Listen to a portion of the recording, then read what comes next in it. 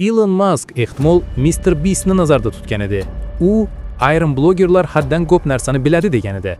Ayniqsa, Antarktidadagi ulkan muz devori o'rtada yashirin dunyo borligi haqidagi tasodifiy oshkorlikdan so'ng.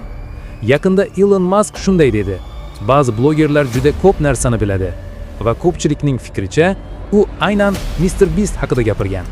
Bundan bir necha kun oldin Mr. Beast jonli efirda tasodifan Antarktidadagi sirni ochib qo'ydi.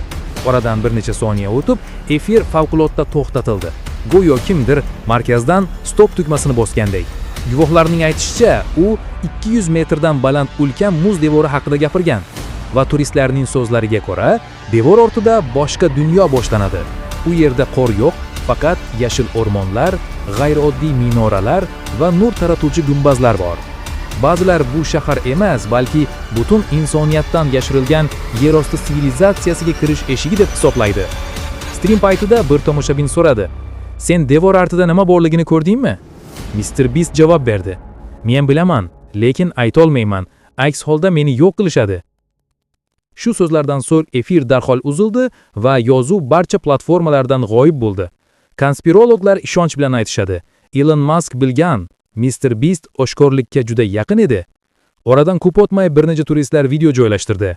Unda muz devori o'rtada nima borligi aniq ko'rinadi. Ko'rmoqchimisiz? TikTokda Antarktida sirlari deb adroga yozing.